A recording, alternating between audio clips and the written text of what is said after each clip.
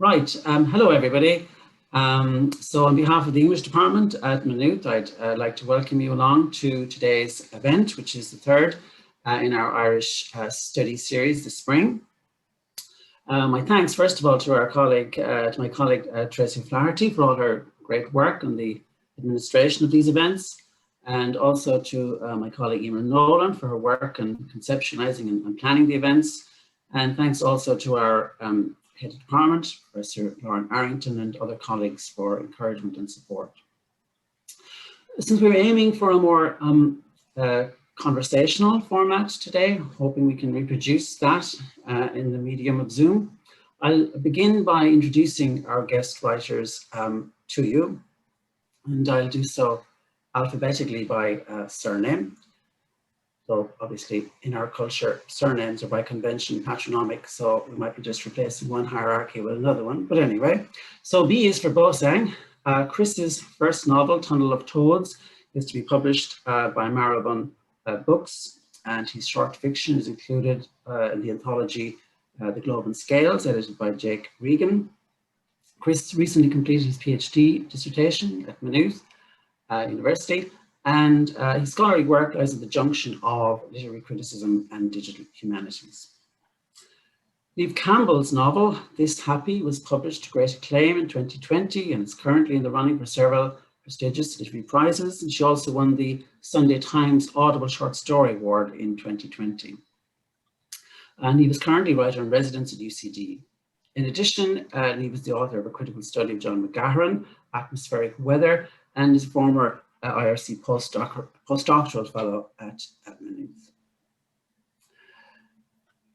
Tadhg Hoey is one of our other two speakers. Unfortunately, Tadhg seems to be having some technical problems at the moment, but we hope that he'll be able to join us in the course of the afternoon. But I'll just introduce Tadhg now anyway. So Tadhg Hoey's reviews and personal essays have appeared in Volume 1 Brooklyn, Dublin Review of Books, the Irish Times, Sunday Business Post, Bomb Magazine, and Head Stuff. And his contributions to the latter, to Head Stuff, includes a really insightful personal essay last autumn concerning class and education and some of the themes that we might touch on today. A graduate of Maynooth English Department, Tadhg holds an MFA in creative writing from Columbia University in New York. Caoilinn Hughes has published two widely acclaimed novels, Orchid and the Wasp in 2018 and The Wild Laughter in 2020. She's currently Writer Fellow at Trinity College Dublin. Her poetry collection, Gathering Evidence, was published in 2014, and she's also won several prizes for her short stories, including the Moth Prize in 2018. A graduate of Queen's in Belfast, Caoilinn holds a PhD from Victoria University in New Zealand. So, as you know, our topic today is sex and socialism, because Marxists like alliteration. Is there a political turn in Irish writing? We might qualify Irish writing there, I suppose, with the word contemporary, which is itself a hopelessly elastic term. But for our purposes today, we might say that contemporary means something like Irish writing since the economic crash of 2008, or in a different formulation, post-austerity Irish writing. What exactly we mean by a political turn among contemporary Irish writers is obviously one of our questions for today. To begin, I suppose I might just say, from my own perspective, that I suppose we can say that it means, in the broadest terms, we might say it means it would include some, all, or fewer of the following dimensions. One is a resurgence or revitalization of the more radical currents in second wave feminism, catalyzed by mobilization around the campaign to repeal the Eighth Amendment, or events such as the Belfast rape trial, as well as more global developments like #MeToo, though also less noticed by the mainstream media, mobilization by women workers in various parts of the world.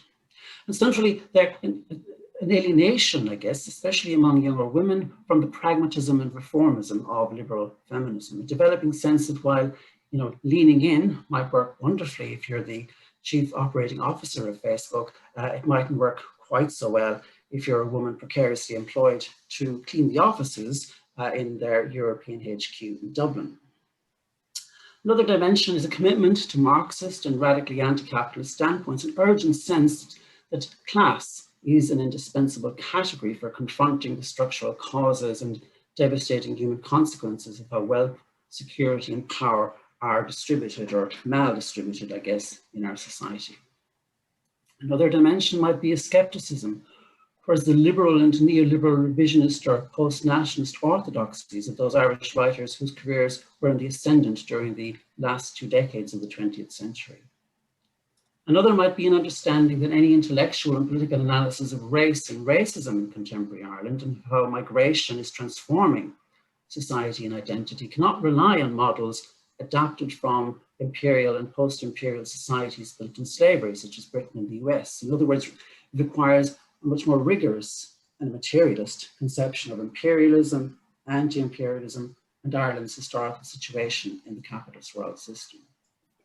And a sense of urgency about confronting the ecological crises, confronting humanity, and crucially, mobilizing around the materialist position that the ecological crisis is a crisis of capitalism. The contrary to pious, quasi-mystical, anti-humanist talk about the Anthropocene, the problem is not actually humans or human beings as such, but a specific mode of production benefiting a fraction of human beings.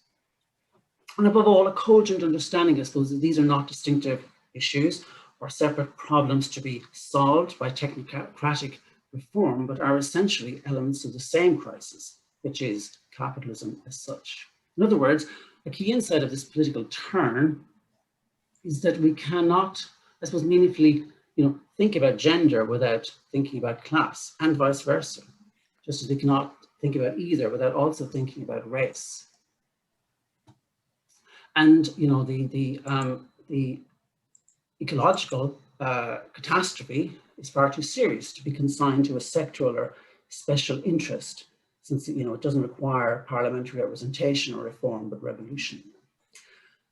Now, I'd also, I suppose, want to make one more point to frame our discussion.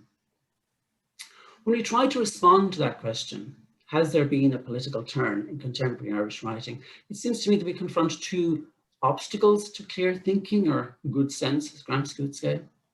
One obstacle is an immediate one. It is essentially the publishing, PR, traditional media, social media nexus that looms so large in the literary culture.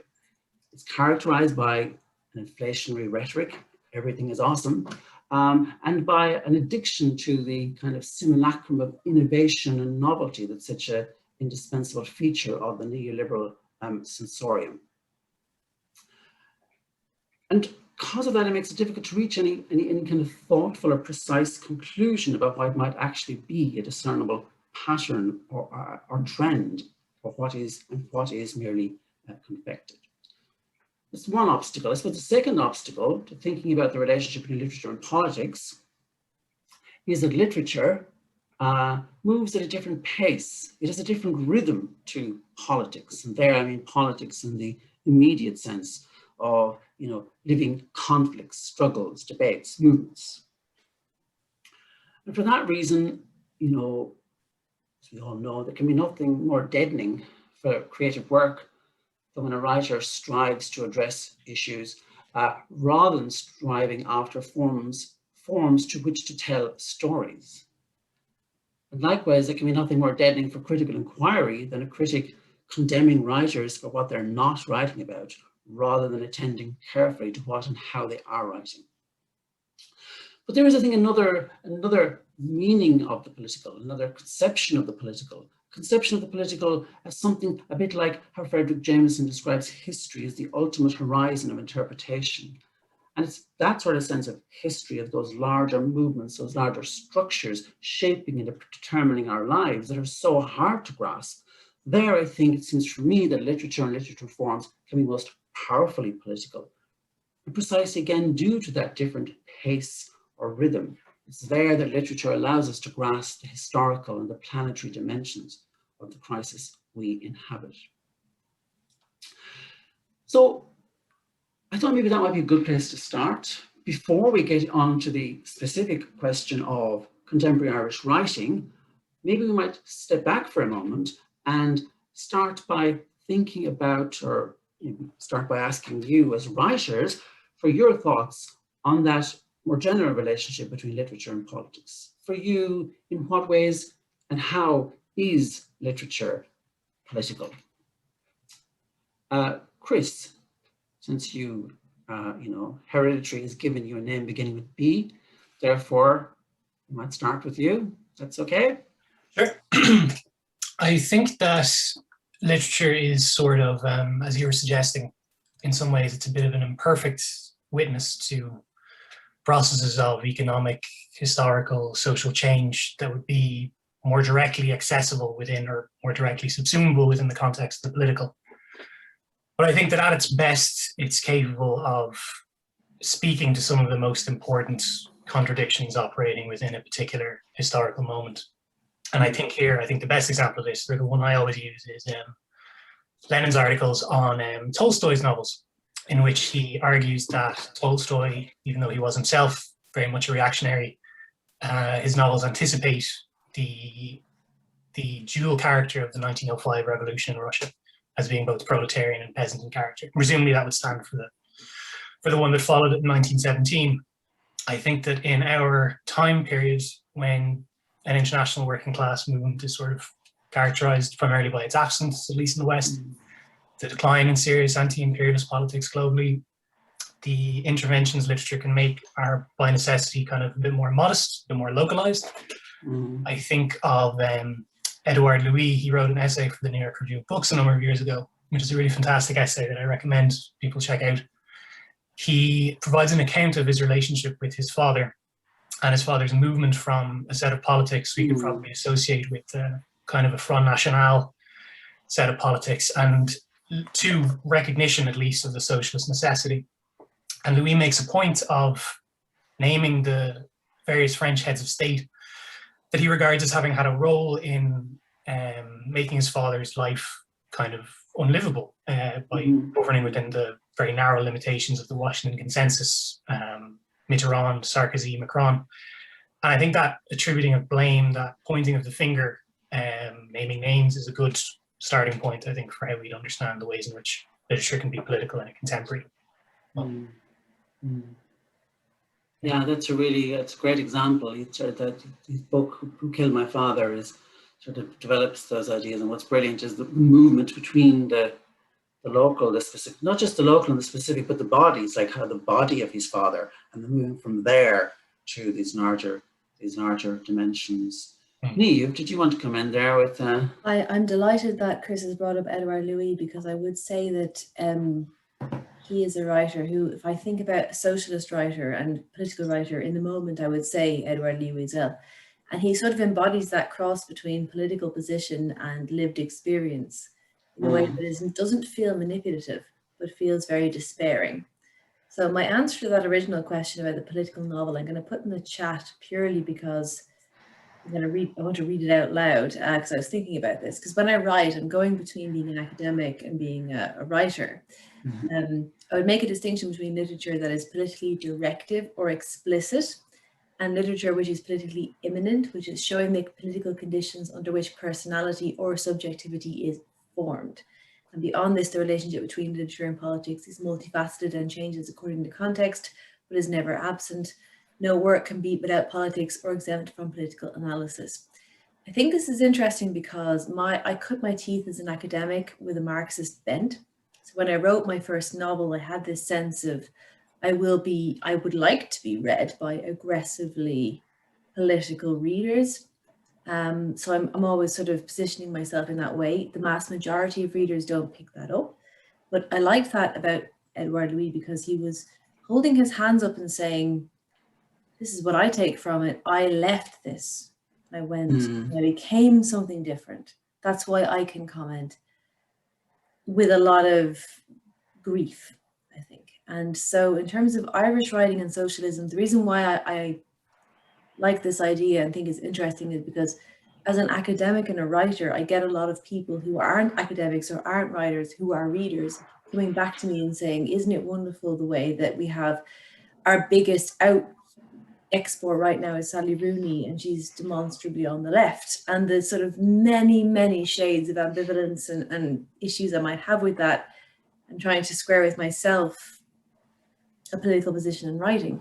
But yeah, I mean, I'm very well aware of this, but as a writer, how does it impact my writing is kind of complicated and changes according to the situation. Like, I identified with a lot of Edouard Louis, but I would not write that book, which is a decision I've made. So I'll sort of leave it at that and let you move on alphabetically. Okay, I might come back to that questions on probably some more about it, but anyway, because it's very interesting. Tadhg, you are with us. Were you able to hear some of the start? So just got a glimpse of it. I just came in the middle of Niamh's talk, so I missed the question, I'm afraid. I'm very sorry, just internet trouble here. And so it was basically, before we get into the sort of specifics of our topic around contemporary Irish writing, I was thinking, I was sort of asking you all what you think more generally about, in broadest terms, about that relationship between literature and politics. I was sort of making a point that I think politics and literature move at a kind of different pace. They have a different rhythm to each other, so it can be hard sometimes to conceptualize the relationship between them. And so essentially, before moving on to kind of the specifics of the contemporary of Irish writing, I was just thinking, how as writers do you think about, how is literature political for you? I think it's political in many different ways. I recently read Niamh's story. I believe it's called Responsibilities for the Stinging Fly. And it's about the repeal movement from a few years ago for the abortion referendum. Mm-hmm. It deals, really wonderfully with the big questions of that era, and kind of, does what I think kind of literature can do best with politics, is kind of dramatize it in a way which, people kind of engage with, can kind of, by kind of narrativizing it or reframing it as a story, we can kind of, make sense of it in a way that politics kind of, as it occurs to us in the moment, I think can sometimes be overwhelming. And it's kind of hard to find the kind of personal element, it's kind of stays in the realm of abstraction sometimes. So I think literature at its best kind of pulls some meaning from that, basically. Okay, that's really good. That's an interesting point, and one we might come back to in terms of how literature does that and forms and styles. Caoilinn, did you want to come in here about that broader question before we get into the specifics? Sure, yeah. I think the first thing that came to mind with that question is what we think about when we think about politics. I think that's been changing, what we consider to be political. In 1960, a story about an extramarital affair or polygamy would be political because of the church-state syndicate.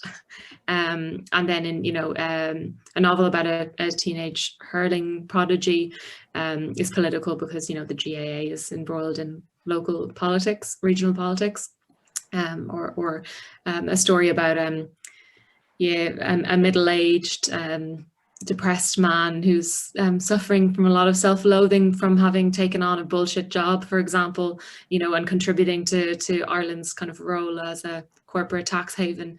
That's also kind of political in another way. And so the power structures in Irish politics have shifted, from the church to the neoliberal corporation. And there's been a shift in the literature to reflect that. The altered reality of who is beholden to whom. The Irish literature has always been political kind of inherently. John McGahern's The Pornographer is just as political as John O'Casey's The Plough and the Stars, and as Anne Enright's The Gathering, as Colin Barrett's Young Skins, as they're all kind of equally political to my eye. But as to the how, how is literature political? I think James Baldwin was talking about how the artist can lead you back to reality again, and in that sense they're useful. The poet, I think he said, but referring to the artist, so that the artist is the person who knows the truth about us. Soldiers don't, statesmen don't, priests don't, union leaders don't, artists do. This is Baldwin's contention. And so then I would say, I kind of agree with that. And I think that then it has to do with how well the artist steers you back to reality. That's the challenge. So, because you're not trying to just present reality in a kind of verisimilitudinal way. You always, literature will change the material of reality in the hopes probably to make it clearer or truer or more forceful. In the same way a Frida Kahlo painting, a self-portrait in paint, looks realer and truer and deeper and more generous and confronting than a photograph of her might. So, yeah, that's I like to bring Baldwin into the equation. He's far more eloquent about these things. Niamh, you wanted to come in there? I just wanted to reiterate how much of a lovely point that is that Caoilinn has made, and I agree. I would have said that what the difference between being a political subject and writing something creatively is love, which is a kind of broad term, but what I think might be better and phrased in this context is attention. So consciousness, like what art brings to a political position is attention and care. So with Caoilinn's work and with Chris's work and my own work, it's this sense that what is political is it's not propaganda. It's more like a sustained attention to the emotional fallout from a political position. But that can be manipulative. That's the great and difficult issue with creative art, is that it has the capacity to manipulate.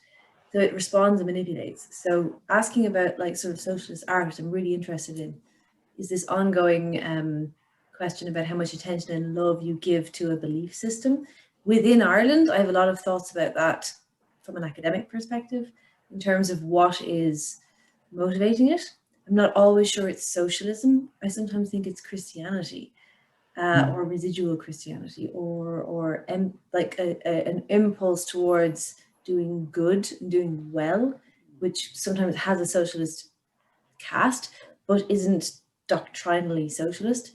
But I put my hand up just to make that point that I really agree with it, and I think it's very good articulation of the crossover between the political position and an artistic consciousness. Tadhg? You had your hand up there. I just wanted to add to Caoilinn's point, which I thought was fantastic, about how narrowly or broadly we define political. Like, if you kind of zoom out a bit and you're not talking about a specific work of fiction or literature, you can kind of test the measure of an entire literature, a country's literature. Whether it can be political. Why is Ireland's, a lot of Ireland's literature to do with migration, colonialism. Like if you trace its arc, there's a lot of those themes. Whereas maybe across the pond in England we have social climbing, aristocracy, big houses. That's political. But the broader themes of the content of the literature, that's also kind of something worth noting, I think.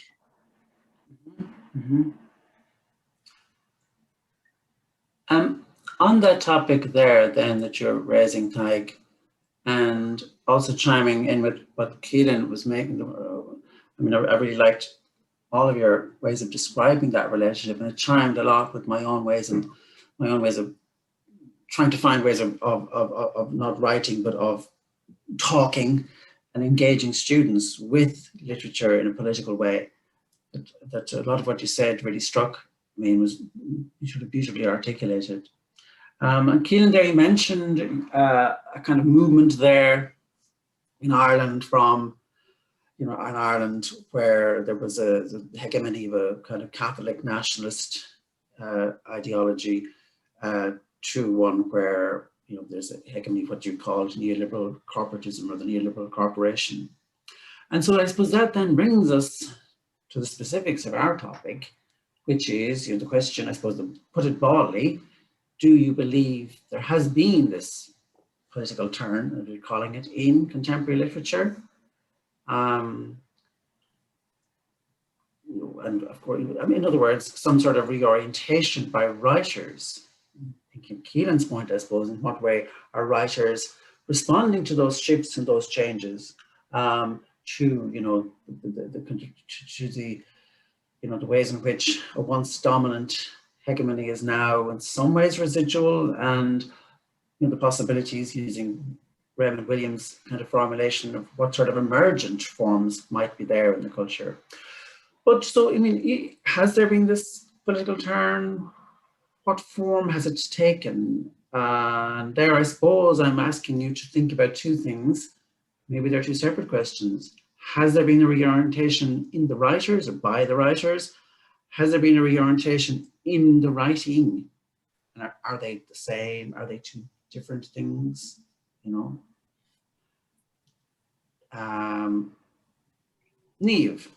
do you want to, sticking with the alphabetical thing, and Chris had to start last time? Well, I love that the pornographer was mentioned, because in my opinion, that's one of the most explosively political books of the last 100 years that never gets mentioned, because it's an honest, very unpleasant articulation of gender relations in Ireland in the 60s in Dublin. And for me, writing, I remember I did my PhD in London in King's College, and there was a wall painting when you went into the college that said, a feminist woman is a woman who tells the truth about her life. And for me, this has been my credo ever since, because it's so easy, it's so true, that to tell the truth as an Irish woman is very specific and often quite strange. And I have an English editor, and we have these conversations about, why would someone do this? Why would you have this phrase? And it's like, you wouldn't have to ask me that if you were from here. And this is like political consciousness is formed with the body and trained so much. And the pornographer is a wonderful example of that being completely missed by the protagonist, but also really present for the woman reader. So the political position or the approach I would take as a political socialist is never didactic. It's always, for me, I live in this world, I have these challenges, I have this history, I have a subjectivity, I have a duty. What do I do? And where fiction sort of works with this. I think there is a left-wing persuasion, superficially at least, in Irish fiction. And that's because we're reading the work of people who've graduated since 2010 in a country with very broad university access, which is genuinely unusual. So we have a specific, quiet, weird instance where we have a very educated population, nominally, in a provincial state. And we're baffled by our own history because of the way our education has been aimed. Like most people in the Republic are struggling to deal with the North right now. And it's like a social experiment that has produced a generation of writers with the confidence to talk about politics and be very specific about the embodied experience of coming of age in a country which has gone from being medieval to postmodern in 20 years. And it's like having an English editor is quite an interesting education, because so much of this is missed, but it's so important. And I think the reason why Irish writers are doing so well internationally is because they're speaking from this both very specific and universal position, which brings with it a responsibility, if you are politically attuned, to tell the truth about your life, which is rarely edifying. So the idea about a socialist writer is, what I was sort of approaching this conversation with is, do you write propaganda or do you tell the truth? Which one is more contributes to your sense of what a better world would be? What do you think a better world would be? And these questions I find fascinating. I don't think they're being asked. I think they're being percolated in North America and Britain. But if you're actually writing out of, you know, the housing crisis in Dublin, like I had an editing issue today where I was like, that day I went to a housing meeting. My editor was like, we need to know why. And it was like, my character lives in Dublin. You know, that's so cute that you need to ask me why. But then there's the gorge between what we are dealing with, what they are dealing with. And, you know, if you're going to be authentically political as a writer, you're often going to be very specific about the milieu you're in, which doesn't resonate universally. Which is where I feel, if we're going to get really brass tacks about it, there's been a great critique of Sally Rooney as a socialist writer, as in socialism is a lifestyle pose in Brooklyn, but not in Dublin. And so that kind of weird gap of potential and neglect is the most political space in Irish writing for me at this moment. What do you mean by that? The gap between... We're being read so much more. We've always been read. Irish writing has always had a moral engine from the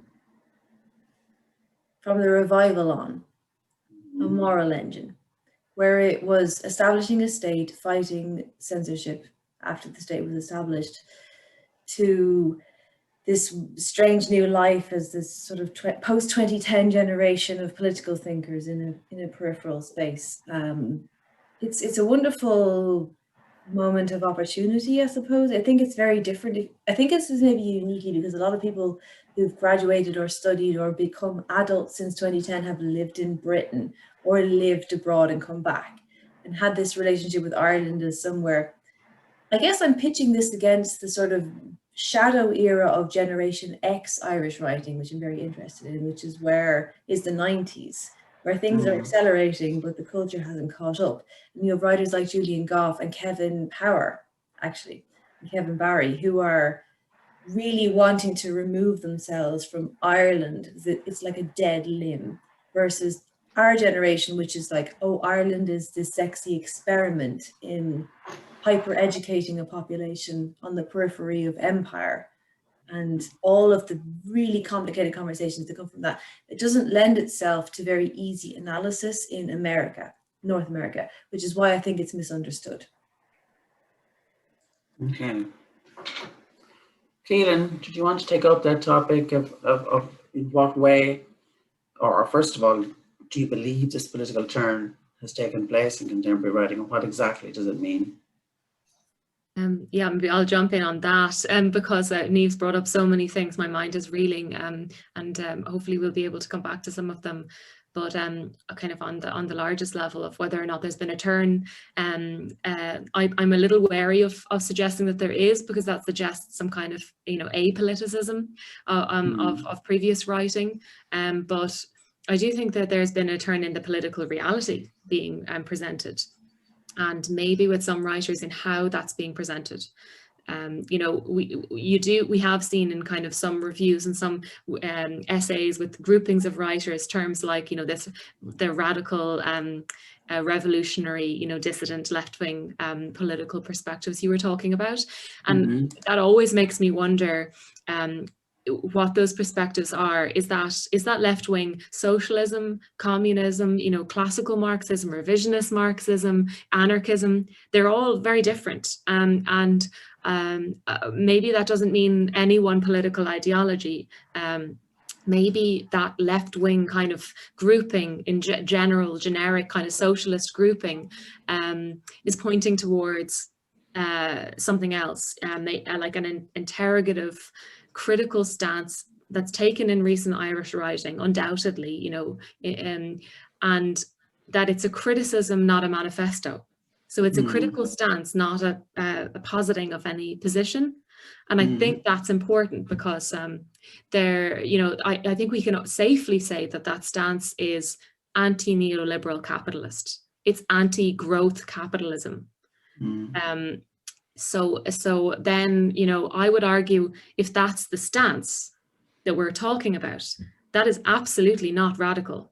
You know, that's the continuation of neoliberal capitalism is radical, because it's racist and immoral and deluded and, you know, untenable in terms of physics. So so it's kind of the mainstream now in literature to have this kind of stance, I think, on the cognitive dissonance at play between, you know, the world that we want to be living in and the world in which we're living. How though, as to the how part and how those criticisms and those stances are coming into new writing. I think, you know, they're there in just portraits of, you know, inequality, of people living in precarity. They're in the class structures that are presented in the work, in protectionist kind of ideology, moral relativism, majoritarianism, and all of those kind of isms that come through in people's worldviews, in the characters' worldviews, but kind of, you know, crucially in private relationships on the page, because you can't separate political infrastructure like class and the social contract from the infrastructure of a life and of a relationship. You know, and so kind of, if I think of some of the writers that are doing that work of leading us back to reality, you know, in the Baldwin sense, the writers that are kind of being frequently written about because of, you know, having won big prizes or so on, you know, like Anna Burns and Sally Rooney and Anima McBride, but I'd also include, you know, Claire Louise Bennett and Belinda McKeown, Mike McCormack, Wendy Erskine, Danielle McLaughlin, Lisa McInerney. There's Colin Barrett and Anne Enright. They're the overlapping of generations as well. The conversation is taking place in work from different generations. You know, in your own work, Niamh, you know, even I just was reading this book recently, The End of the World is a Cul-de-sac by Louise Kennedy, who I think is in her 50s, but, you know, so the groupings can be awkward. And also in a lot of poetry and plays and nonfiction. I suppose, yeah, that's the political turn I'm wary of, because it sounds like it's something that is like, it's the new awareness that politics should be part of our literature, whereas, you know, I think it's all, as Niamh was saying, I think it's been political since you know, since before Field Day, since the Abbey Field Day, and before then even. So the turn is not to the political, the turn is to different political perspectives, more radical or dissenting ones. Chris? Well, I was saying that I don't think that they're radical or dissenting. I think what's radical is, yeah, the continuation. Is the norm. Yeah, exactly. That's a good point. Yeah. Chris? Yeah. You want to take up that job of, you know, whether this political turn is there, what form it's taken? For sure. I think what Caoilinn and Niamh had to say in terms of getting into the specificity of what's being considered here is really important. And as well, the role of everyone going to university, which I think is definitely a key feature. I think that it is reasonably obvious, I won't be departing too much from what everyone's been saying so far, that there's a generalized sense, particularly among a younger cohort of writers, that the present system of capitalism, globalization, whatever periodizing term you want to put on it, is not working, that the system is a bad one. And whether your grounds for saying so are based on ecological crisis, mobilization of the far right, high rents, there's an endless number of reasons as to why. Whether or not this generalized sentiment, I think it's worth making a distinction between this is a general sentiment and an allegiance to a progressive set of politics made clear in articles written separately or in the context of interviews, versus being integrated into the novels, into the novels themselves, and having those novels then serve a diagnostic function within the conjunction, which I think is something else. I personally don't see the novels yet, and here's where what I might have to say might be slightly irritating. In proving that, I would there's a question. I'm not prone to citing Will Self all that much, I promise, but when he was promoting, I think, the third novel in his modernist trilogy, Telephone, 2014, I think, I could be off, he asked, like, where is the British novel about the role that the British Army had in invading and occupying Iraq? From his point of view, in the 10 years since this had occurred, there hadn't been any novel that took, by any account, this seismic event on. And we could adapt it for our own purposes, I think, and say, you know, where is the Irish novel about Shell to Sea, water charges, the decline in Fianna Fáil, the integration of the Republican movement into constitutional politics. This is a list of, you know, stuff I could reach off the top of my head. And this might seem like a bit of a severe judgment to make, but just in comparison to other spheres of cultural political production, films, policy papers, reports being produced by organizations, NGOs, as well as political parties, there's been an enormous renaissance, from what I'm given to understand, in history writing, taking on the particularities of an Irish context in that revolutionary tradition. Music as well. I can name a large number of songs and records that deal with Irish politics and its particularities. And for whatever reason, I think novels are just slightly behind the ball in taking those topics on. That's my sense of things. And we can go into the particular reasons as to why, and I'm of course open to being corrected on any of that. Yeah. Tadhg, maybe we'll move to you and come back to some of the points there that Chris raised, or maybe you want to address them. But first of all, maybe your broader sense of this political turn, as we're calling it, what shape it's taken, if it's there. Yeah, I think I agree with a lot of what has been said there. I kind of appreciate Caoilinn's pushing back on a little bit.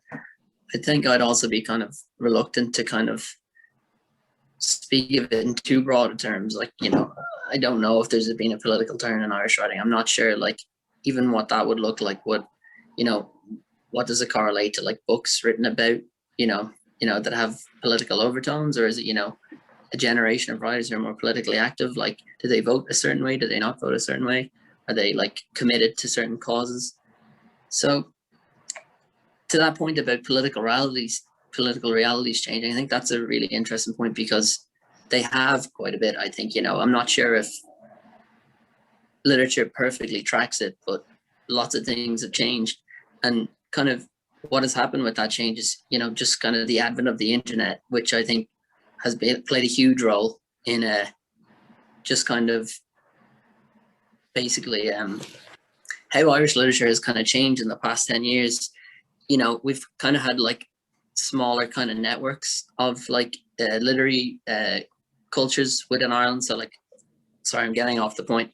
What I meant to say was that I think, you know, not to like generalize too much about previous generations, I think they were politically committed, but I think the kind of current time we kind of live in, there's just more awareness, and, you know, people are more vocal. You know, writers have social media accounts. So I think there's kind of a different kind of culture around writing and kind of politics that maybe wasn't possible 20 years ago. So now, you know, there's been a bit of a blurring between, you know, a writer's books. You know, I think this is probably something we'll talk about, and their kind of political attitudes.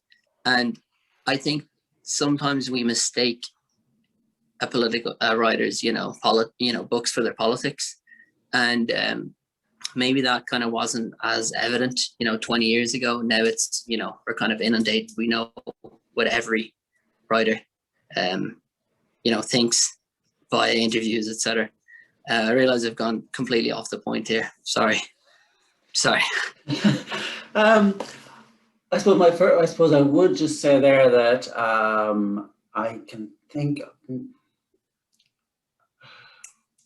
might come to the generation thing in a second, and then I'm going to put generation in quotation marks every time I say it, as much as I can, because I have a high degree of skepticism about the generational analysis. But anyway, but I suppose your last point there, I would hesitate to accept it, because I'm thinking of someone like Tobin, you know, who was very, you know, very active participant in, you know, the political discourse, as a journalist, as a political commentator, and even though he adopted very much this idea of, well, the political journalism allows me to kind of decontaminate myself with the politics so I can write my novels, and try to separate them out. Yet he was very much a political, you know, he had a politics, and it was clear what his politics were.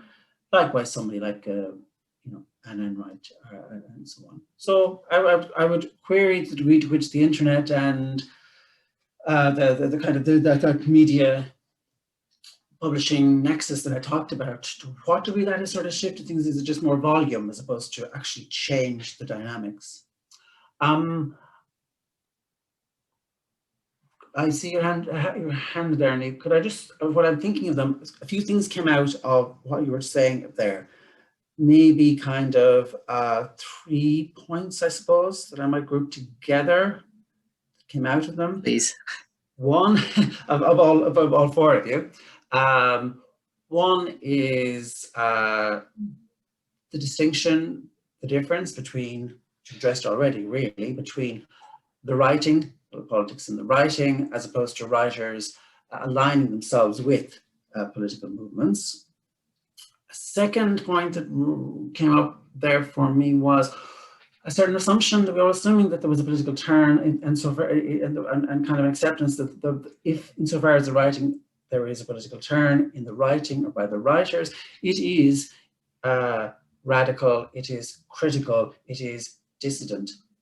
But is there writing that is there, you know, in contemporary Irish writing that is not, that is in fairly comfortable conformity with the reigning assumptions of the society? You know, is there writing out there, that Irish writing out there, that is not necessarily challenging, but might be amplifying the, you know, the norms, the ways of thinking, the structures of feeling of neoliberalism? And yeah, I suppose they're sort of the 2 questions that I might sort of group together. There are 2 points. One, the one about the difference between writers aligning themselves as opposed to the writing actually changing. The style, maybe, rather than going back to Chris's point about what is depicted. So, you know, do you think there's a difference between those 2 points, those 2 ways of thinking about the political?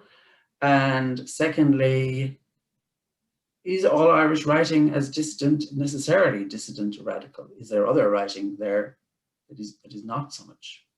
Niamh, you've got your hand up there.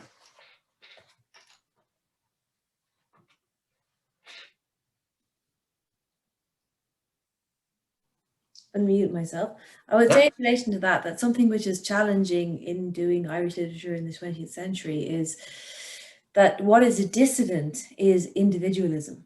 So it's a unique instinct in a state with censorship, and Dewey McGarren is a big part of this, that actually individualism itself is dissidence. Mm-hmm. That is not the case anymore with international capitalism.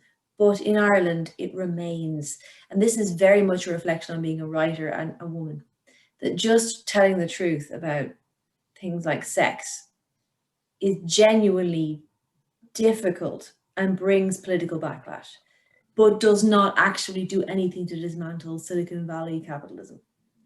So that's part of a historical time lag, and it's to do with humanism, I suppose.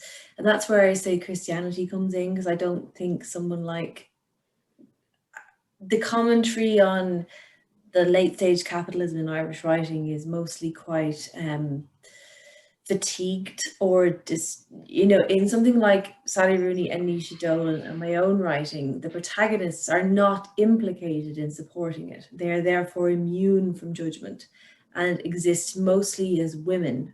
But that is not an irrelevant political position, but it's not necessarily aligned with actually being a doctrinal socialist or a Marxist. So there's a gap there, which is kind of problematic and I think very Irish, but it is to do with the complexity and the obligations of being an Irish person politically.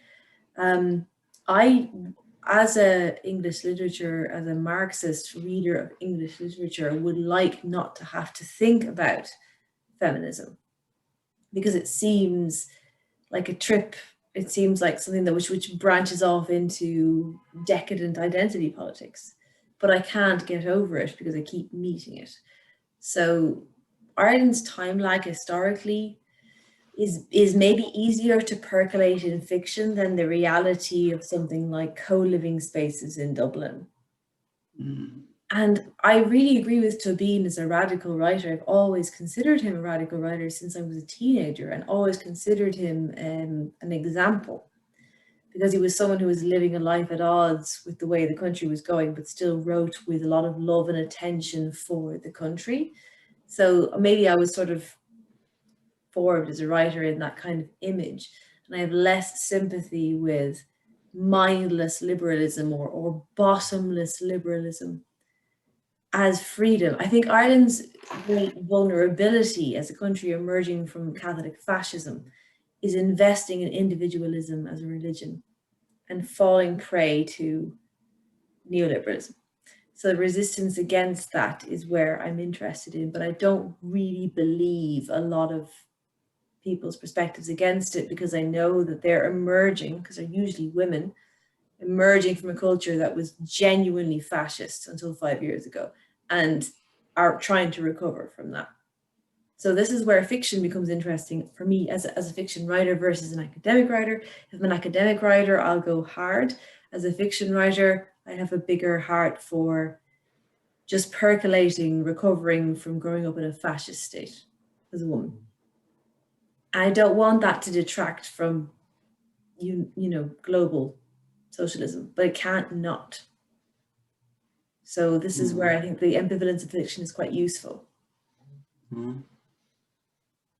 Caoilinn, did you want to come in there on that point? Both the points I suppose I was raising there about writing, you know, he's all writing, and in the current moment necessarily, I know you're using the word radical, but you know, dissident, challenging, coming from or articulating or amplifying some sort of revolutionary standpoint.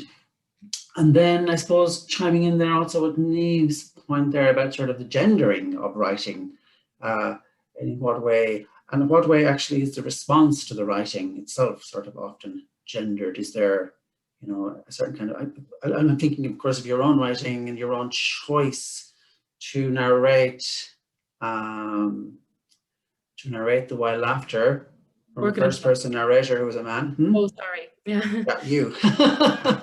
the narrator is, you know, it's first person narration and he's a man.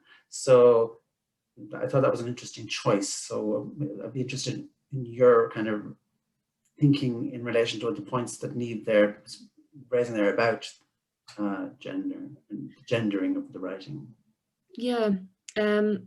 I do think that, you know, what Niamh was saying about the intensity of the context of this hyper religious Ireland, where, you know, the bishop could just call up a politician and have them, an MP, and have them turn up at their house. That era is still so recent. It's still kind of in our memories in a way. I mean, I was born in '85, but I was still, you know, there with my granny looking at Mary McAleese on the television, and watching her kind of shaking and wondering what was wrong. And she kind of said, just male presidents just have more decorum, you know, and trying to understand that internalized misogyny and how it can still exist. And, you know, of course, the employment equality bill, where you know, women were allowed work in public services and so on, only came in the 70s, right, the late 70s,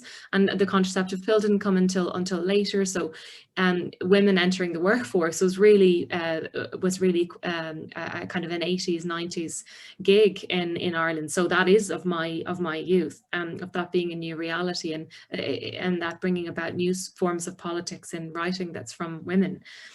Politics beyond the realm of the home. But a few things have come up. It's kind of hard to bridge them all. One of them that both Tadhg and Niamh had brought up was about the context that precipitated this change that we're talking about. Maybe I'll just speak to that and see if I can come back to how you'd opened this. apart from that context of, you know, the gender and church oppressions, you know, one of the features of the past 40 years has been kind of rapid and relentless change. You know, so with the 80s and 90s, all of the kind of introduction of what has become classic neoliberal politics, you know, lowering trade barriers, deregulating banking, property and capital markets, reducing the state's influence in the economy, the 12.5% corporate tax rate, basically making a kind of Silicon Valley outpost of Ireland, you know, the privatization or part privatization of state assets, you know, all of those kind of classic metrics of neoliberal politics have come into play since, you know, since the 80s.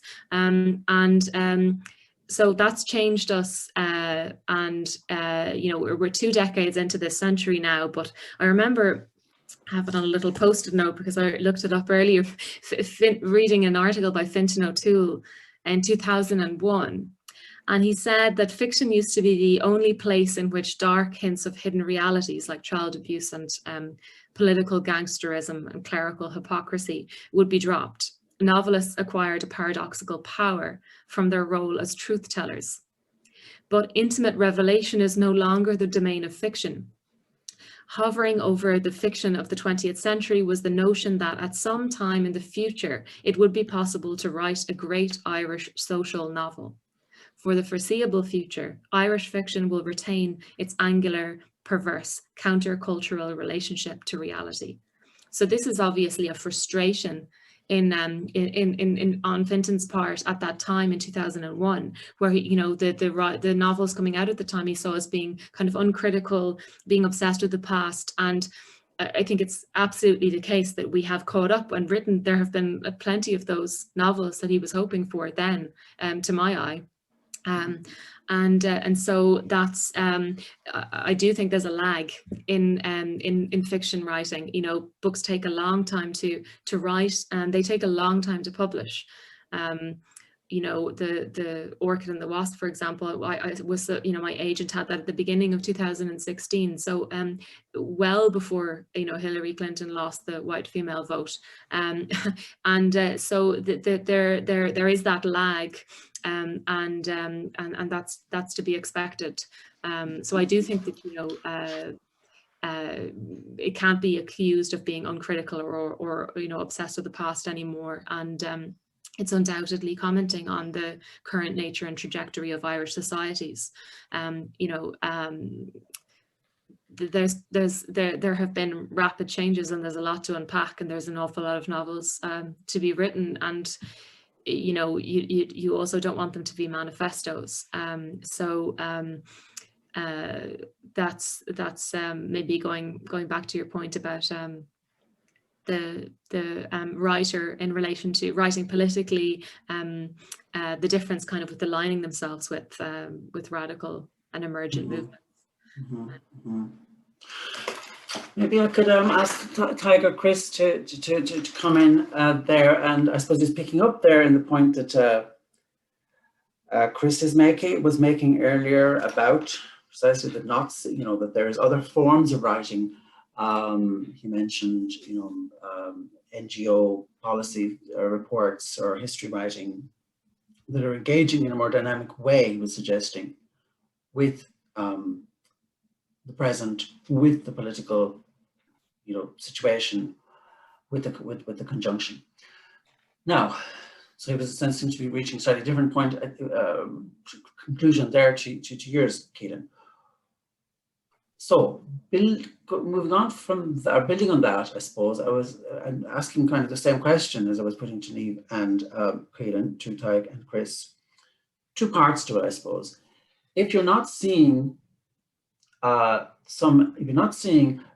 critical radical standpoints in the depiction of Ireland in the contemporary fiction, are we seeing it? Are you seeing it anywhere there, either of you, in the style? And secondly, I suppose asking the question again for you two, Tadhg and Chris, you know, Caoilinn elaborated for us very well the ascendance, of neoliberal ideology in Ireland in the late 20th and early 21st century, and the society which it has created, in which we all live in, creates things like you mentioned, like the housing crisis in Dublin, for instance. And again, coming back to the question, to what degree, so Fintan O'Toole was, saying the writing was turning in the past, not confronting the present. But to what degree, again, we're assuming, I suppose, we're assuming the writers are always on the side of critical. We're always assuming the writers are somewhere on the outside. But to what degree has there been currents in Irish fiction that have, amplified, that have supported, that have in some ways conveyed at the level, not at the level of politics, that narrow sense, but at the level of consciousness? To what degree have there been styles and forms of Irish writing that have enunciated, that have reinforced neoliberal forms of consciousness, or ways of thinking about the individual, the subject? Coming back to Niamh's point about, that it was, during the 20th century, individualism could be construed, not just in Ireland, but in the Western world, as a radical position. And now, of course, it has been one of the, various concepts that have been re-signified in neoliberal political rationality. Tadhg and Chris, can you make any sort of sense of my certainly rambling question there? I have a couple of thoughts, I think, on that. This is the cultural theory or trajectory that that big French book was written on. What's it called? The New Spirit of Capitalism? Is that kind of Piketty? Yeah, no. Oh, okay. Piketty? No, the New Spirit of Capitalism, the New Age of Capitalism. Giapello, Boltanski. Anyway, that's kind of what comes into my mind there. The idea that certain inclinations or tendencies within the 60s subculture was anticipated and co-opted by neoliberal capitalism. It's an interesting one because all these diagnoses of neoliberalism, we've kind of had them for a very long time now, I feel. And this is just off the top of my head. I haven't prepared anything on it as such, so it might be similarly rambling in its response. I almost kind of worry or wonder that we might not be going back to kind of a monocultural model in certain respects. You think about how dominant it seems to me that particular kinds of streaming platforms or points of access for cultural consumption have become, social media and things of that nature. And even though it might give the impression of having look what you want and consume what you want and be recommended something particular to you, it seems that things such as Disney, Netflix, and celebrity culture have almost become more omnipresent again and are kind of warping everything else around it, and making it difficult to get past it at all. Now, none of this would be necessarily new to anyone familiar with cultural studies in the post-80s period, but yeah, I think that the horse might have bolted on individualism. Yeah, Tadhg, I don't know if you want. Tadhg, did you want to come in there? Not exactly on what Chris had said, because I don't know the book to which he's referring. But I think, maybe to reframe the question a little bit, are there certain, books or authors kind of reinforcing the neoliberalism? And I think there might be. To look at it another way is I'm not sure that there are too many authors who are going against it, formally or stylistically. Like, we have produced a lot of novels in the past few years, or Irish writers in the past few years, which are fairly conventional by kind of many standards, a male and female couple, maybe a betrayal. And, I don't think that novels like that essentially, sorry, I'm getting nervous speaking, sorry. It's making me kind of just forget my point. But I don't think basically, that there are too many novels which are really kind of, you know, pushing back against the orthodoxy. And yeah, sorry, my mind is just blanked. Very sorry. Okay, Just that's ask all right. Tadhg, maybe, what do you think about novels like, you know, Claire Louise Bennett's Pond, or like Anna Burns' Milkman, or like Michael Cronin's Solar Bones? I'm not being adversarial. I'm just really curious as to what I'm interested in that, in what's seen as being kind of as in the novel as breaking a convention. Sorry, I see Niamh has her hand. Right, and those are books I would say, you know, like Solar Bones. I recently read one of Mike McCormick's earlier novels, Notes from a Coma, which is, you know, just so far out there and like very unconventional, and, you know, was kind of more or less neglected. You know, Anna Burns' Milkman did exceptionally well, and it was fantastic to see such an experimental novel do so well. Joanna Walsh's Vertigo, or any of kind of Joanna Walsh's writing, Rob Doyle's Threshold. I'm, you know, I would like to see kind of more writing like that, I suppose, which kind of challenges kind of conventional novels, or, you know, or, you know, they just do better. Before we turn to Niamh, I think I may have forgotten at the beginning to let people know that they can put some questions or points into the chat, and we might in a few minutes come and have a look through some of those. But Niamh, you have your hand up there. You want to come in? I'm coming in response to something that is in the chat, which is about, in many of the contemporary novels mentioned, the interrogation of political issues often depends on the abjection of the female partner. Do the panelists think this is a radical critique of neoliberal feminism, or defeatist stance, or, like I think Niamh was saying, just the truth, which might sidle in here indeed. Yes, that's a... It is, for me, from a perspective coming from an academic writer and a creative writer, creatively, it is the truth. And the idea that in terms of what is radical or what is being read now is entirely down to trends and what is privileged.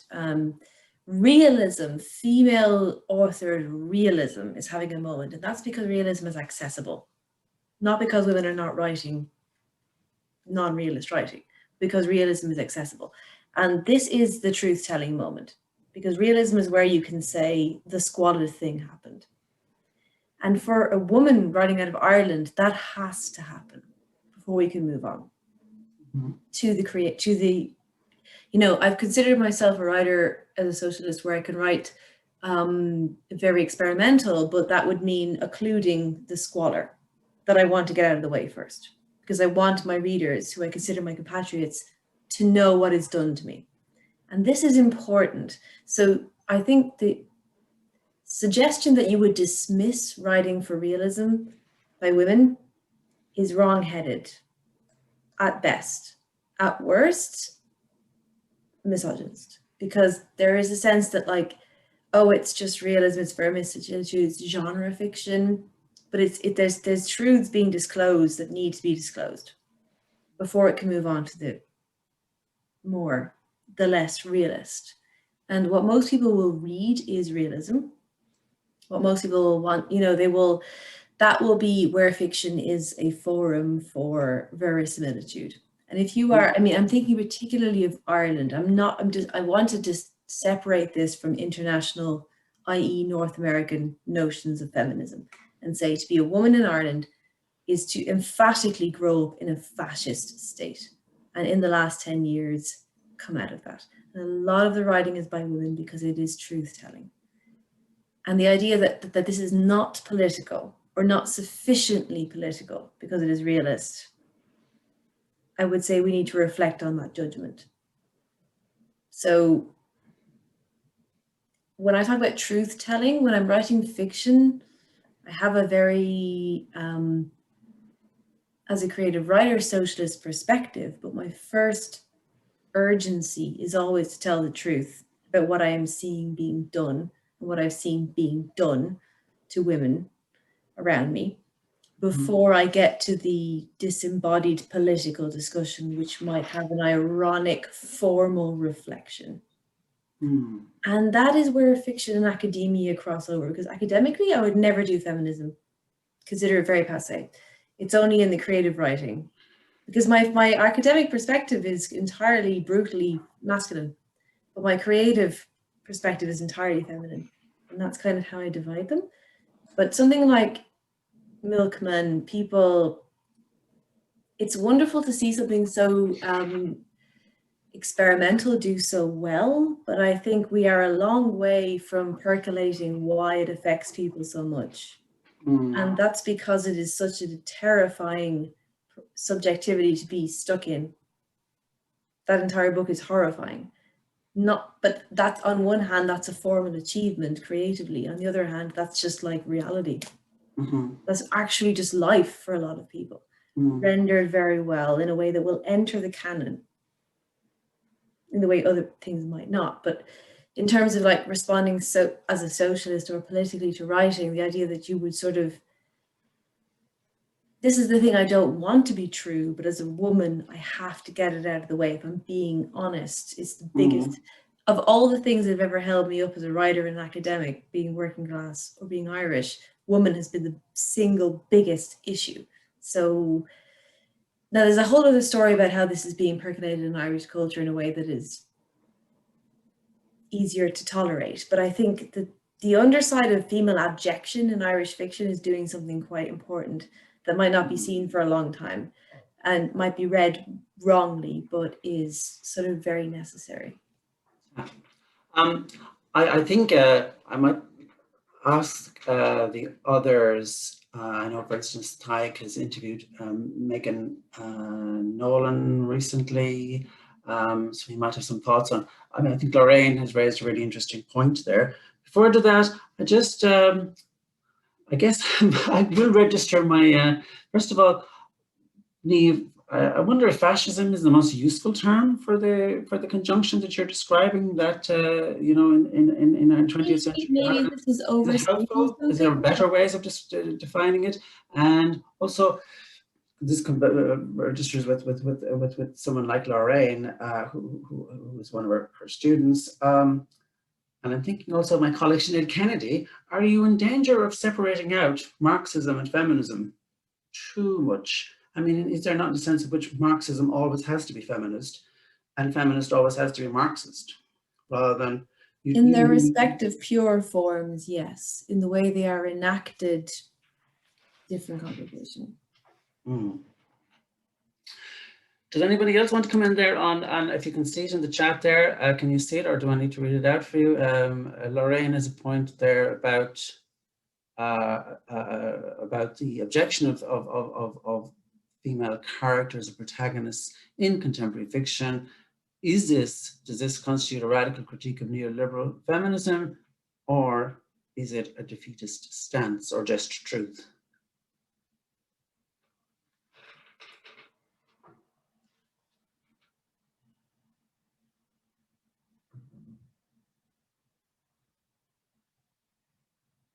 I think Niamh said a lot of what said a lot on that subject. I don't think I necessarily feel the need to weigh in. No.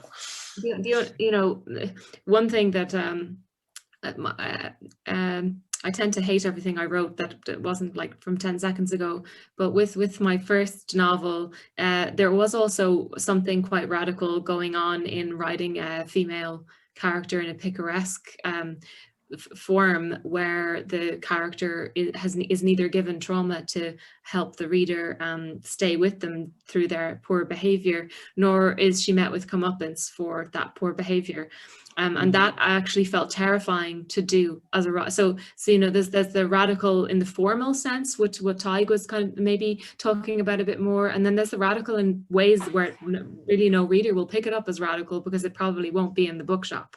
You know, just by virtue of the patterns that we have imbued over time and the expectations that we have as readers.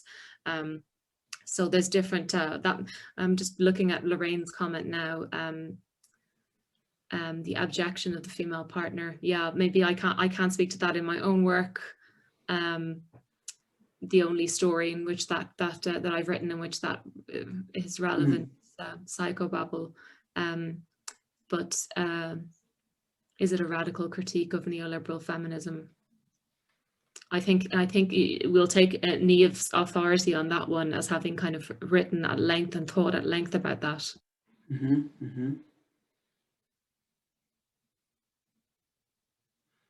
And before we sort of turn again to the questions in the chat, there was one other point that I was curious to hear what you have to say about it. And it partly chimes, I suppose, with a point that Niamh has been making quite a bit, which is the distinction between her writing as a novelist and her writing as a critic. And so, for those of you, I'm thinking Chris has recently, completed his PhD, how the rest of you think about that relationship. But also, I was thinking about the institution of creative writing, which you have all in some ways been, I suppose, connected with as students and teachers. To what degree is that institution of creative writing, in what degree is it shaping contemporary literary culture in Ireland? Do you think its predominant effects are politicizing or depoliticizing? In what ways is it, as I say, shaping the culture? Tadhg, did you have your hand up there a second? I think I missed it. I did. It was just mention Caoilinn's first book, Orchid on the Wasp. As I don't want to harken back to it too much, but just very much as a radical character, a female whose trauma wasn't kind of trauma, or a relationship with someone that wasn't driving the engine of the plot, just her ambition, like a kind of social novel, a woman driven by her vision of the world, that kind of drives the plot. I thought that was very radical, and I think I kind of mischaracterized my earlier point about it just being kind of form or plot. I think the existence, to mention Niamh's plot, of realist novels dealing with like realist issues that have for up until very recently been completely neglected. I think I think Una mentioned this in a question. I think that in of itself is incredibly radical. I think I kind of misunderstood the question about, is there a novel, are novels today complicit in certain neoliberal ideologies? And perhaps they are, but I think there are so many novels in the past 10 years as a result of, more women in publishing who are kind of, changing the conversation around that and kind of bringing other voices in. I think that in of itself, on a kind of more meta level on Irish writing, is hugely radical and incredibly refreshing. And I heard a quote by Gloria Steinem the other day. She said that we can understand our values by looking at our checkbook stubs. And I think in publishing, you can kind of see how values have shifted by, what Irish publishers have started to publish, and that's a direct result of, fewer men, basically, at the kind of top jobs, and kind of bringing kind of other voices and championing those. And that, again, on a meta level, is very radical, I think. But sorry, I just wanted to make that clear. I didn't want to But on the institutionalization of creative writing, I mean, I think it has changed Irish literature, and I think for the better. Controversially, I just think so many of the Irish writers whose writing I really admire, Nicole Flattery, Sarah Baum, Anne Enright, Paul Murray, Tim McGowan, they've all been they're all either products of East Anglia or Trinity. And, there's a lot of, I think sorry, I'm getting lost again on the question. Sorry. I think, I'm not sure if it is damaging it or it's just, I think it's a positive development anyway. I think it's a positive development. I think, for a while there was a little bit of, I think Trinity was the first creative writing program in Ireland. And if not mistaken, you know, I think you could take it as a class for quite a while, but like the MA came about in 98, I think. And, you know, UL has one. I know Minute now offer classes. And I think for a long time, there was the kind of question, can writing be taught? And I read a fantastic essay by, I think it was Ailish Nguivna a few years ago in the Irish Times. And she said, we need to kind of reframe the question and say, how can we teach it better? And I think that's the kind of more productive kind of question to be asking.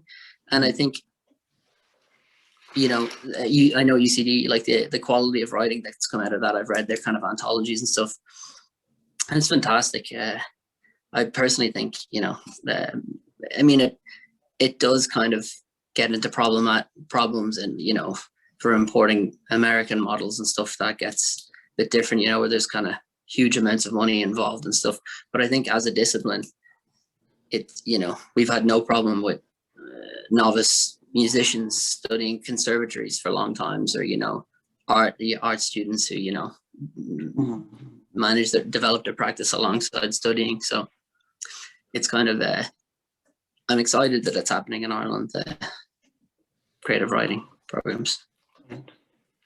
Niamh, you had your hand up there. I think you're... This was an interesting conversation. I want to qualify fascist state, and I mean emotionally fascist. The more I look into it, the more I really can't think of another word for it.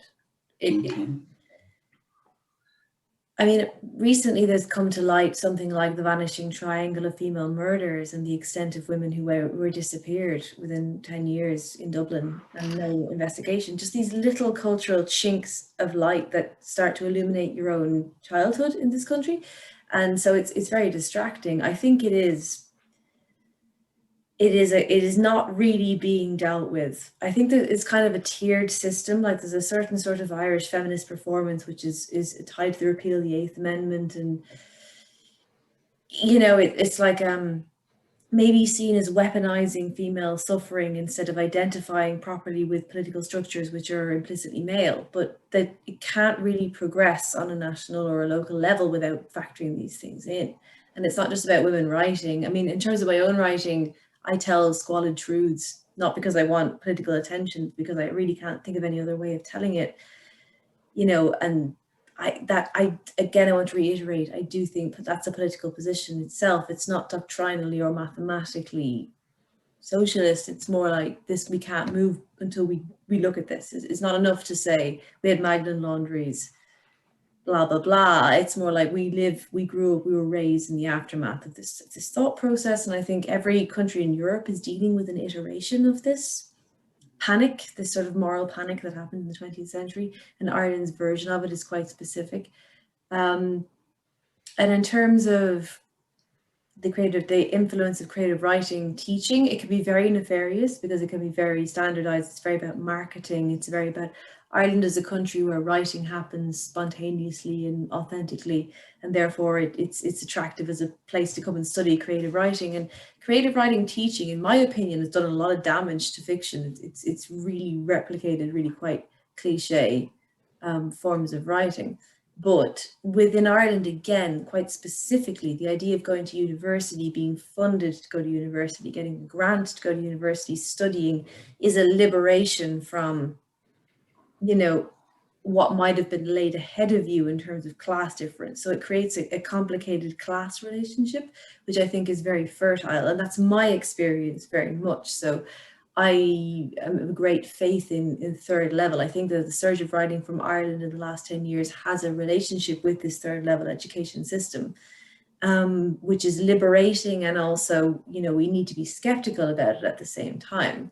But I don't think it's a bad thing. I think anything which gives people, which empowers people with access to education is good, because it foments dissent. And among that dissent is usually, ideally, people actually critically thinking and reflecting rather than subscribing to global answers to neoliberalism, which are versions of neoliberalism repackaged. So I think speaking from a local perspective is actually really useful if you really do want to have a political subjectivity as opposed to you want to perform something globally, if that makes sense. So I think it's a good thing generally, but it's not wrong to be skeptical, if that sort of adds up. Okay. Anybody else want to chime in on the creative writing question? And I suppose maybe I'll broaden out the question, because I mean the whole notion of creativity. There's a book with a really great title by Ollie Mould called Against Creativity, and basically he's analysing how, you know, in neoliberal ideology, one of the things it does, as we've mentioned, is re-signify concepts that have positive connotations. You know, something that, particularly in that case, creativity. It's something, so the injunction to be creative, which we might interpret as, you know, an expression of freedom or an expression of authenticity or a sort of striving after some unalienated mode of being, it now transmutes into ways of extracting value from, you know, for people's either unpaid labor or precariously employed labor. So a term around positive feelings comes to kind of legitimize exploitation in some ways. I mean, in a way, this is not new, you know, going back to the 1990s, which the younger generation seem to disparage and I have to defend because it's my time. And Naomi Klein was making this argument in No Logo, and particularly the rise of the intern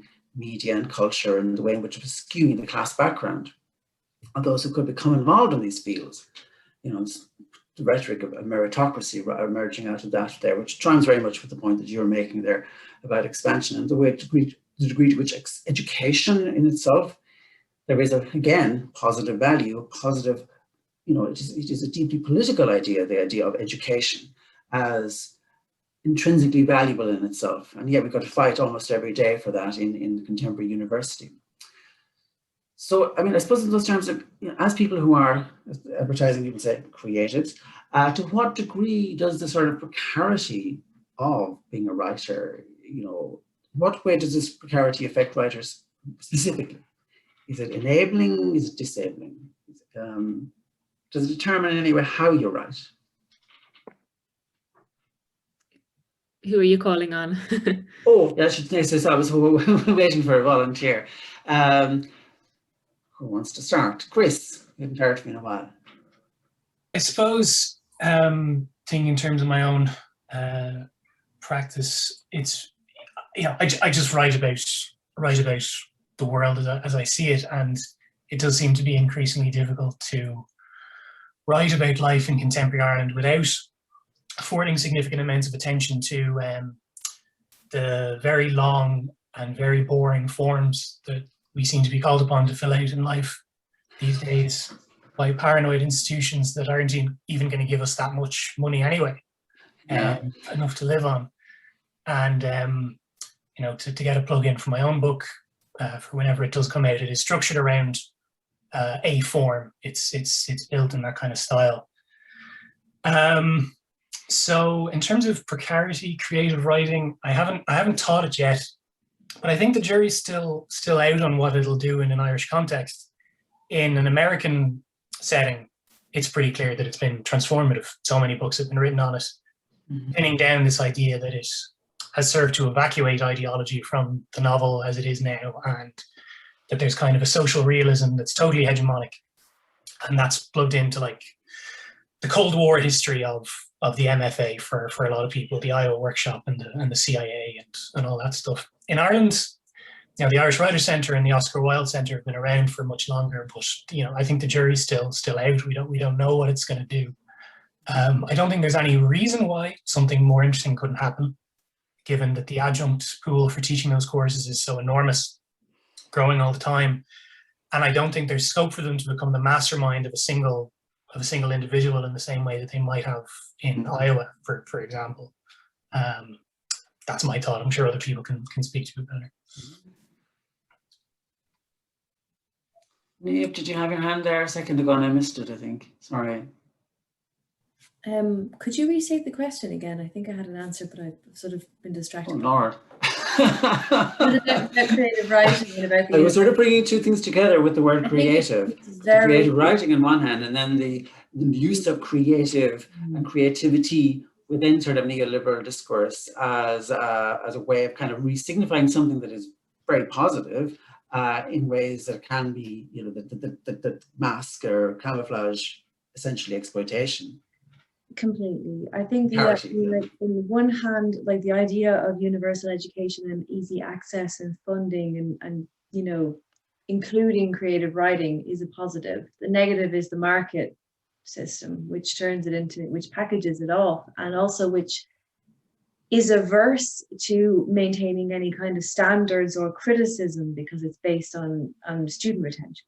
So it sort of effaces the idea that it would be critically, that literature or humanities would have a critical position and that you would be challenged is just completely erased by the idea that you need to retain students. These things are very contradictory.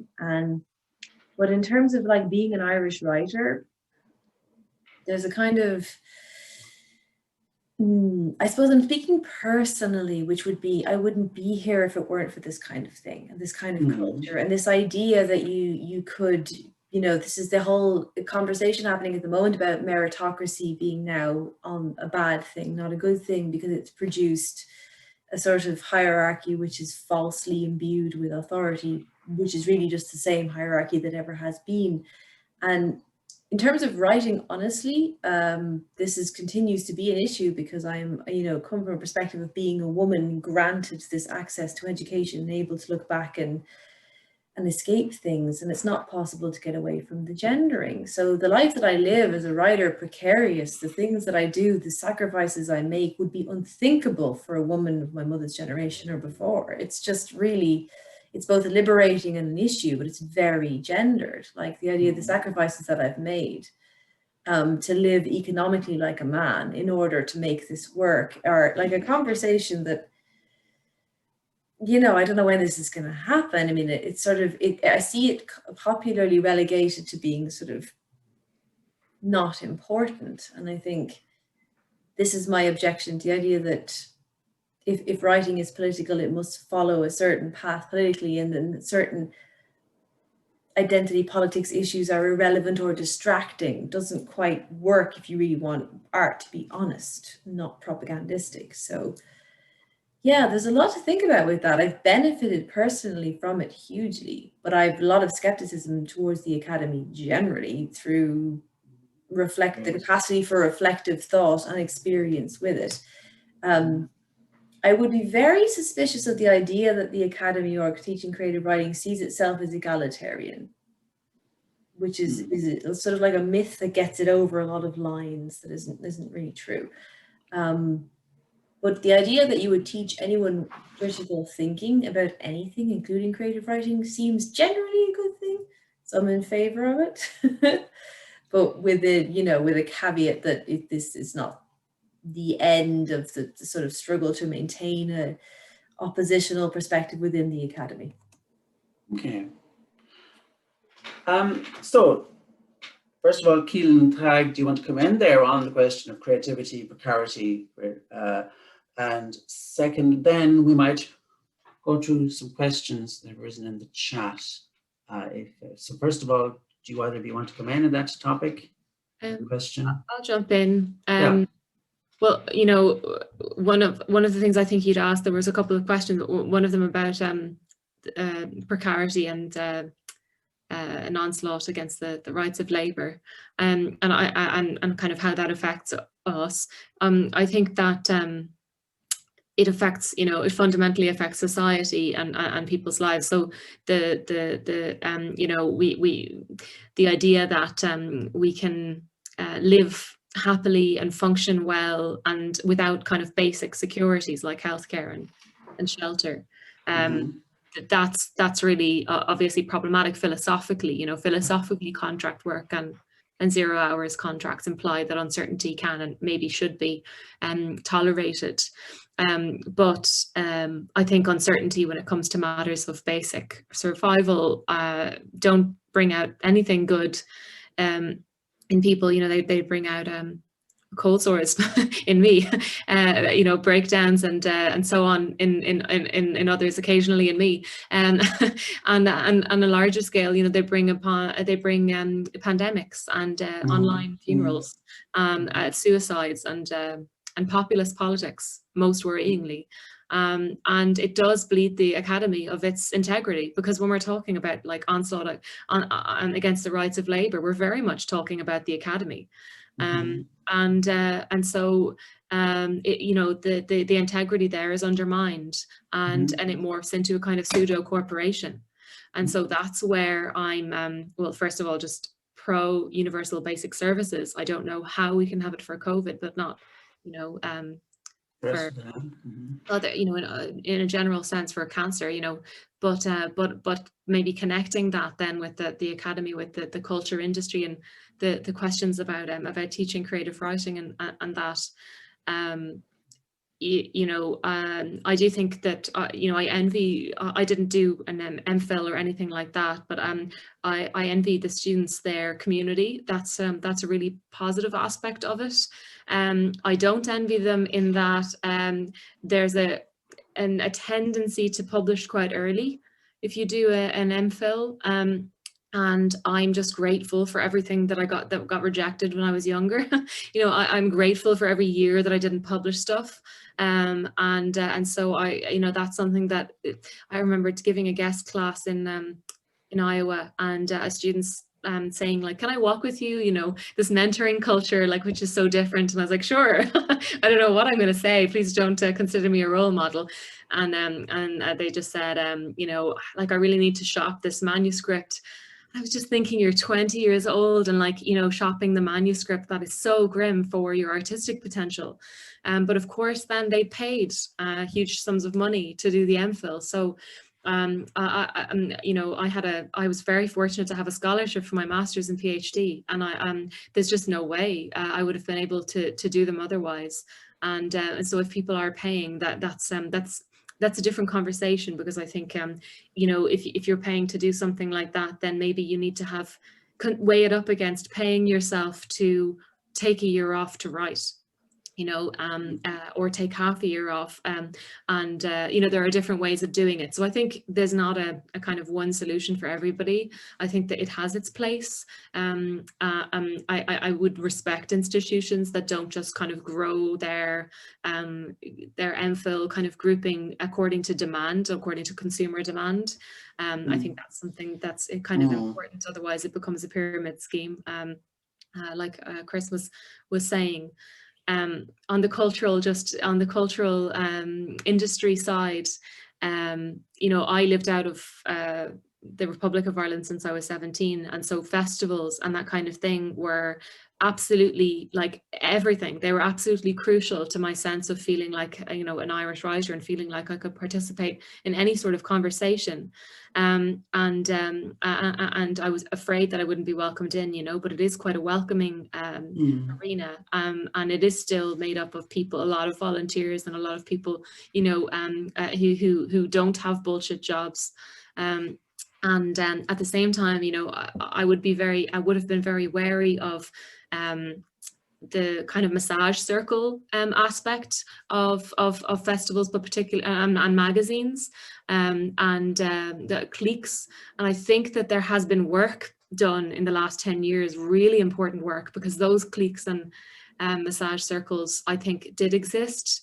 And you know, I think the proliferation of new magazines like Gorse and Banshee and the Tangerine and the Moth and the Dublin Review and so on there, and new presses like Dora Press and Tramp Press, under new gatekeepers, new expanded kind of group of gatekeepers, is really crucial.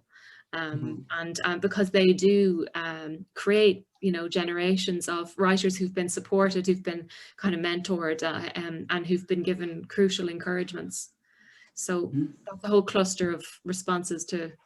Yeah, great, thanks very much. So I might just turn to the chat for one or two questions. Might start with one that is from Joe Cleary there. I'm not sure if the rest of you can see it or not. It's a question in ways, but it can be answered in some ways, you know, fairly straightforwardly. So, but we might start with you, Chris. So what Irish writer has managed to be searchingly political, and what would an example be of an Irish political novel that is doing the political poorly? He's trying to get me into trouble there, I think. My objective was to kind of keep the picture general. So that's me dodged that. Precisely in order to command that synoptic viewpoint, and because I think in a context like this, you actually do want to do justice to the novels themselves. There's a lot in them, and I think if you're going to talk about Sally Rooney or Thomas Pynchon and why he's great, you kind of want a bit more time. Yeah. As people. Maybe I just come in there. So there's a third part of the question that maybe might be more conducive to you. It's a three-part question. That's how Joe operates. What makes some political writing more striking than other writing? So I was trying to, before I went on this, I went for a walk and I was trying to think for a while of what sort of examples I actually have. And, you know, as people could probably tell in terms of the punishing criteria I have, there isn't a huge amount of them. I happen to be rereading Peter Weiss's The Aesthetics of Resistance, 3-volume novel, not totally translated into English yet, that provides an account of the collapse and failure of European social democracy in the context of fascism in Germany and Sweden. And in addition to being, you know, really plugged in and serious about the nature of socialist politics and worker organization and education and the Popular Front and the Spanish Civil War, all those really serious diagnostic examinations, it's also incredibly good. And the writing is at a pitch for pages and pages that I just have never seen in any other context. I suppose I don't really have a space for thinking about the quality of a piece of work politically yet. It's kind of a difficult thing for me to twine together the relationship between the political and between the particular and the universal. On what doesn't work? I was having an argument. This isn't really an answer, but I think it's beyond the scope of saying anyway. I was arguing with a historian there the other day on Ulysses, and I was saying that it's a shame that there's this period of social dislocation happening in Ireland in the early 20th century there. Lockout Rising, War of Independence, Civil War, Free State period. And Joyce sets it in this period before all that kicks off. We're in a relatively interstitial period, maybe between Fenian activity and, though there are references to the Fenians and anarchists in that book. And the historian kind of gave out to me and he said, no, you know, if you want to find out about the Fenians, read a book about the Fenians. Ulysses teaches us how to be a better person. And I just kind of, I would like books to supply that end of things at the same time, if it possibly can. But yeah, Thomas Pynchon and Peter Weiss are the two people I promote in that context. Right. Thanks, Chris. Niamh,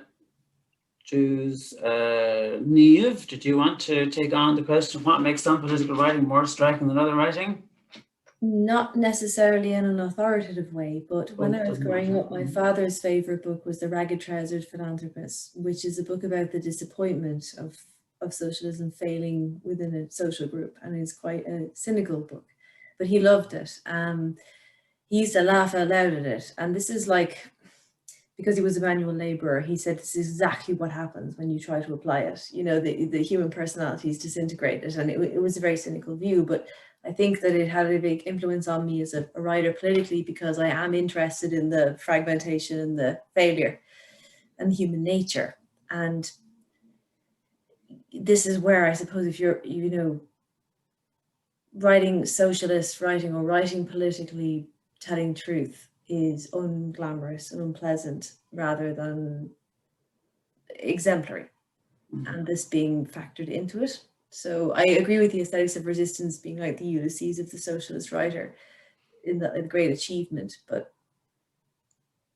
as a writer myself, The Ragged-Trousered Philanthropist feels more proximate to me. So I suppose I'm speaking from a writer position that I would say that. Tadhg, what do you think makes some political writing more striking than other writing? I have a different question from Joe here in the chat. I'm unable to see the one that All right. I think Chris and Niamh have responded to. Maybe I'll read again. So what makes some political writing more striking than other writing? Oh. He also asked a more direct one about what Irish writer has managed to be searchingly political.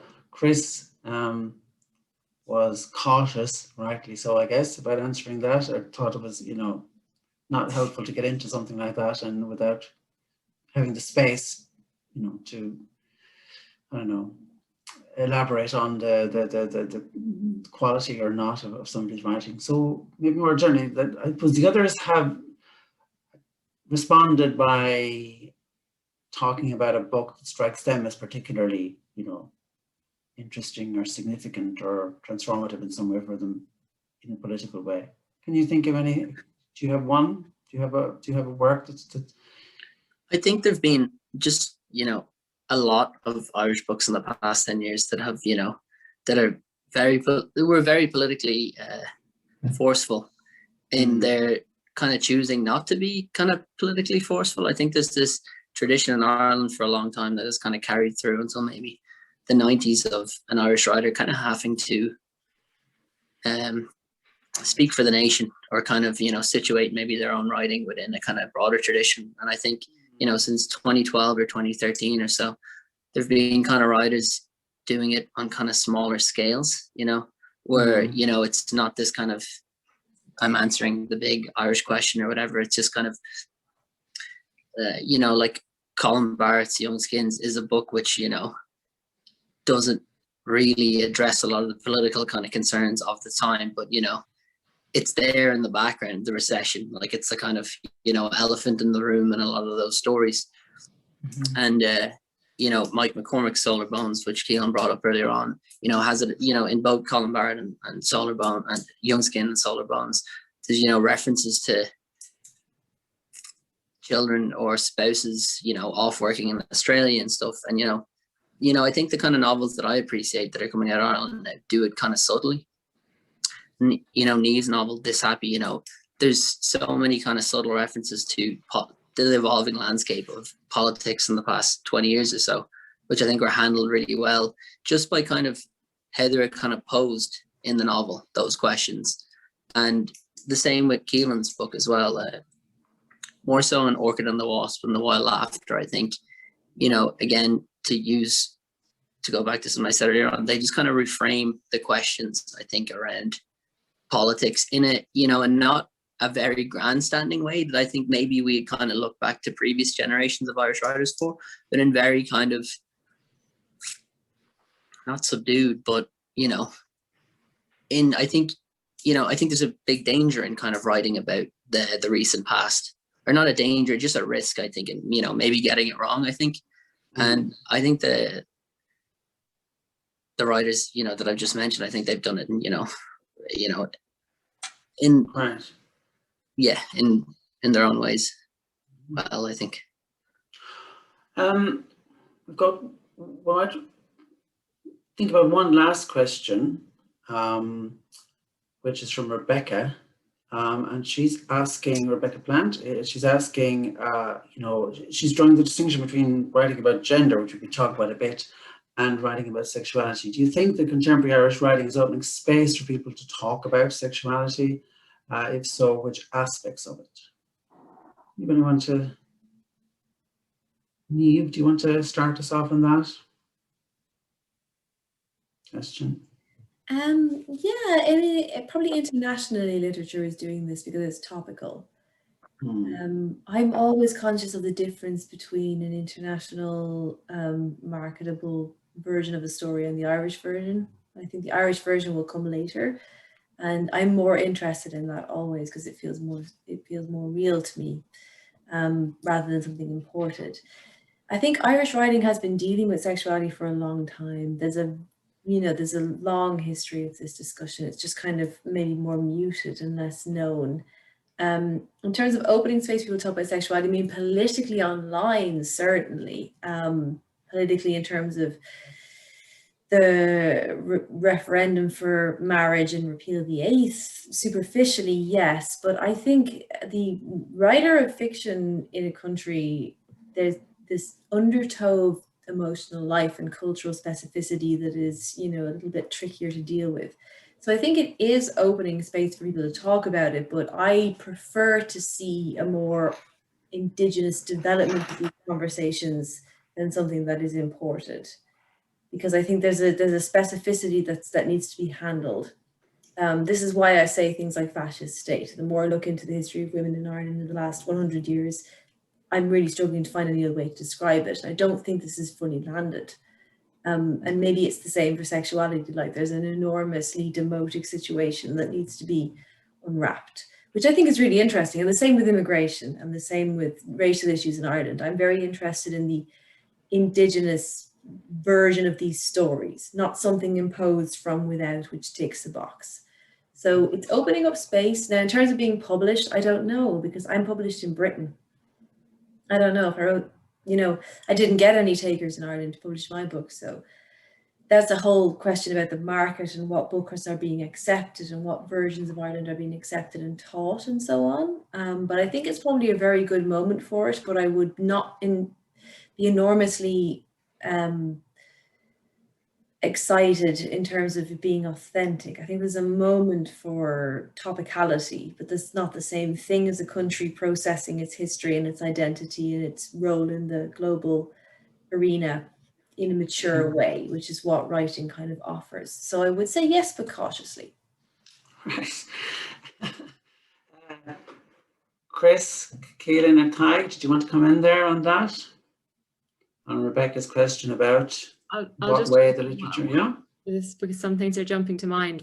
For some reason, 3 novels have just jumped into my mind. John Banville's The Sea, Dermot Healy's A Goat Song, and Emer McBride's The Lesser Bohemians. As if we're looking at kind of iterations of proximity to writing about sexuality and writing sex on the page, I think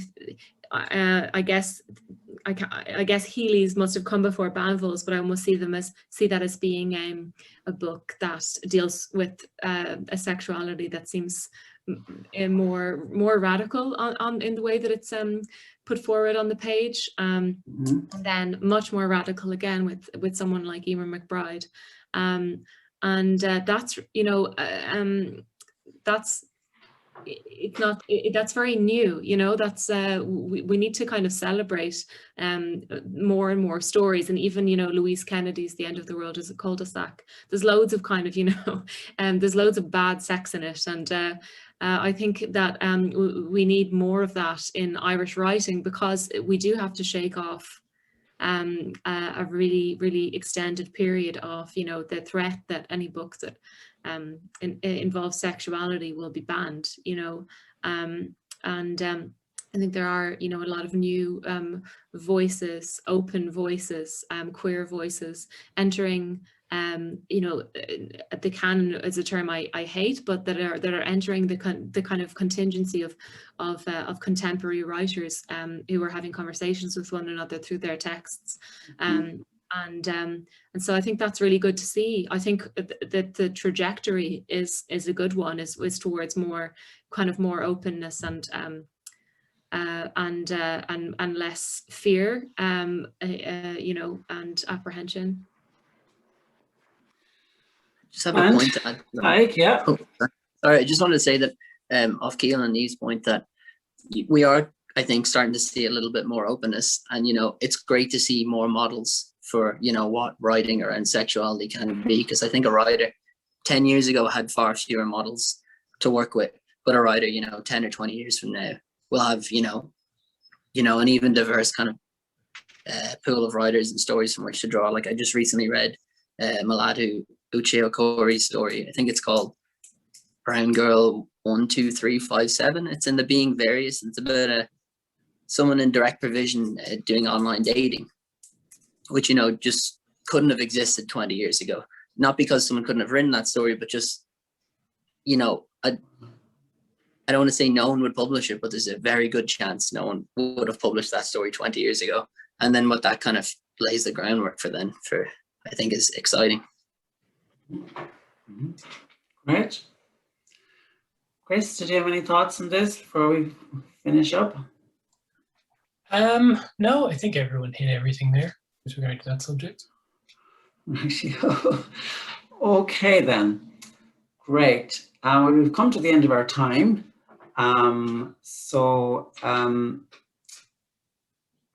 First of all, thanks again to Tracy for all her work. and to our colleagues in the English department.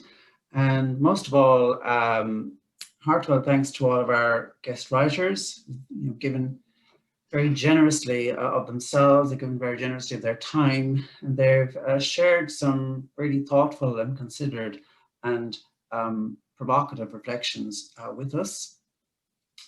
It's been a very, very vibrant and very dynamic conversation. A lot of, I think it's been very thought-provoking. And I guess thank you all for listening. It strikes me with some regret that this is in olden times, this is the point at which I would have said, invite you all to continue the discussion with a glass of wine in the Untitled foyer. And of course, alas, that's not possible today. But we look forward, hopefully, to a time in the future when it will be possible again. But in the meantime, take care and goodbye.